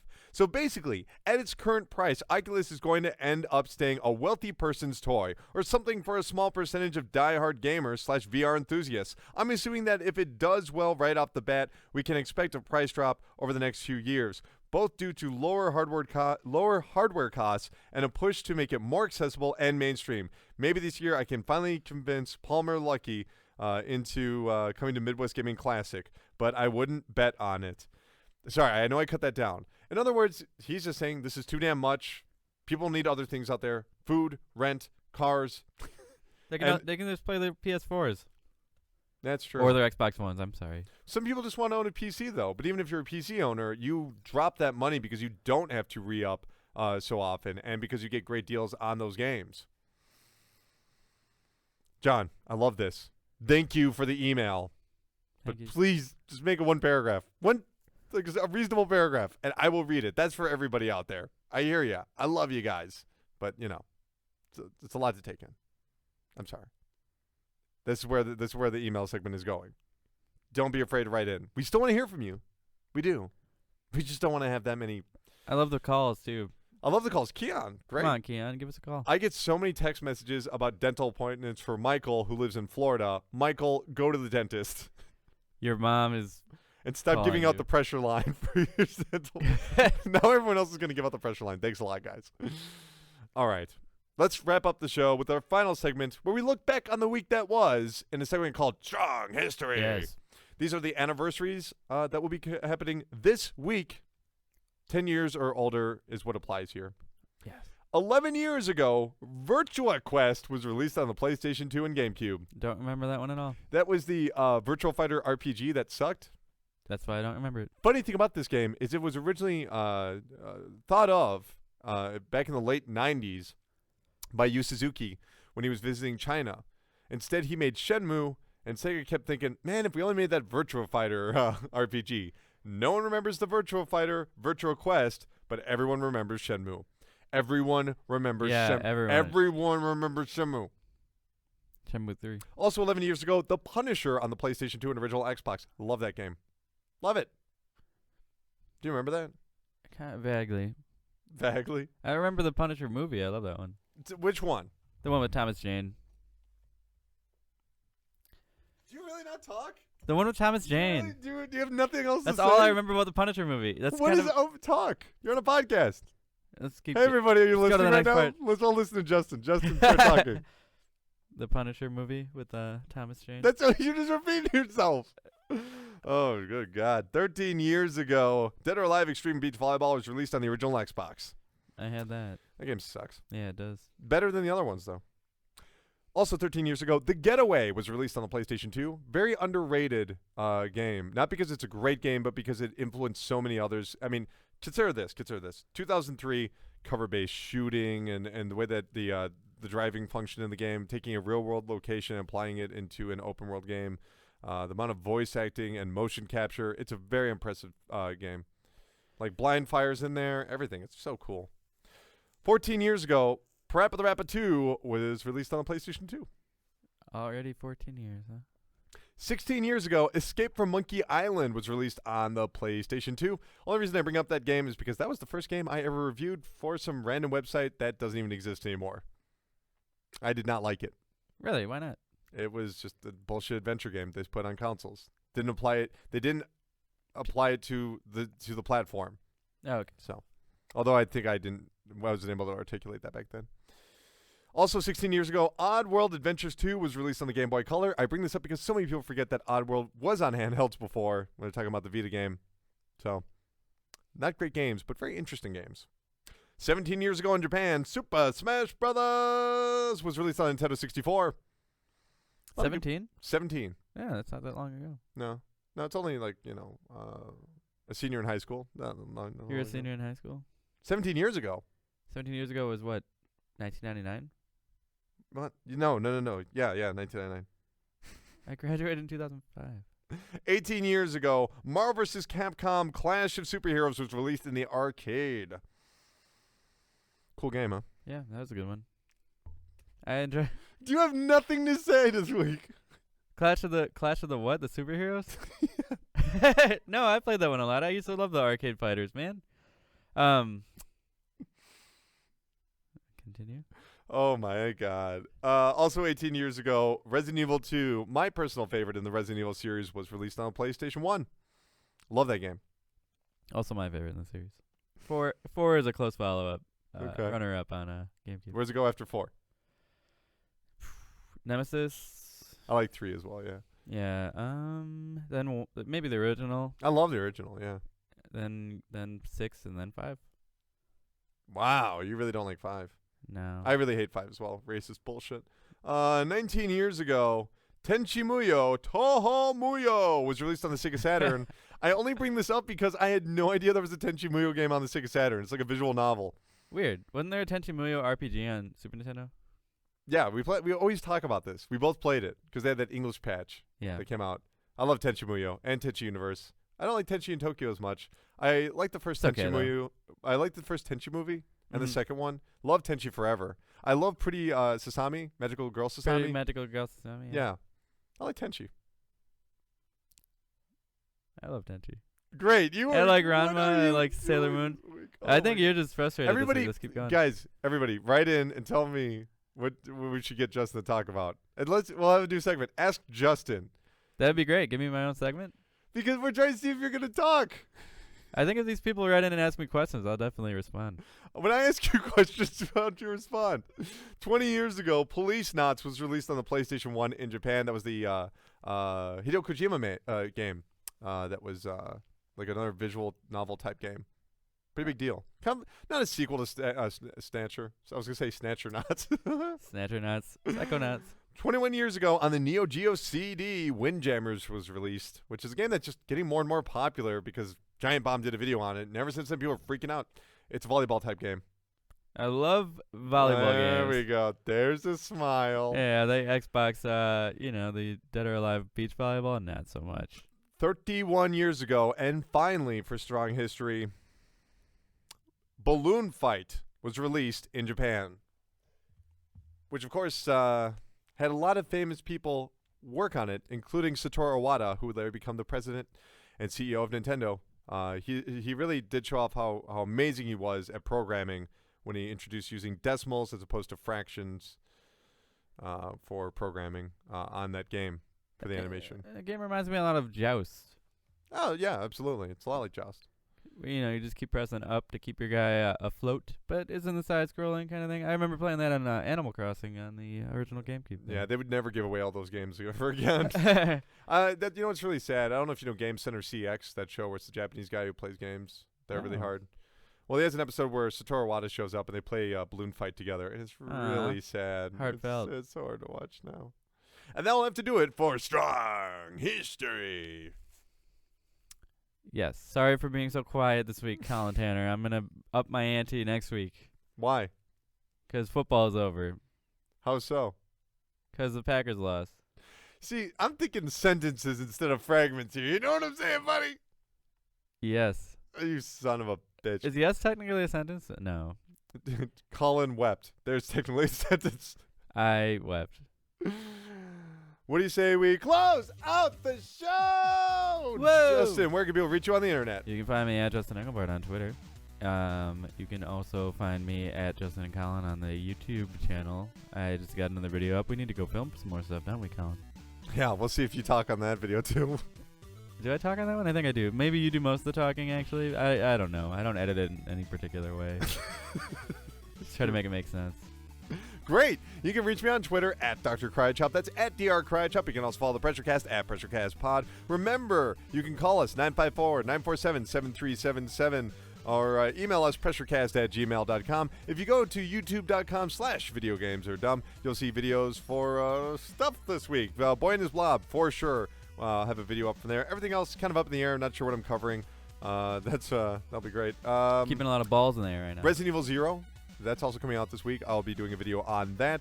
Other than that, that's all I got. I got nothing else. Okay, Justin, thank you for joining me. Yes, of course. Fantastic. Justin is going to be so much better at talking next week. His streak of silence is over. But the Pressure Cast isn't, because the Pressure Cast is forever.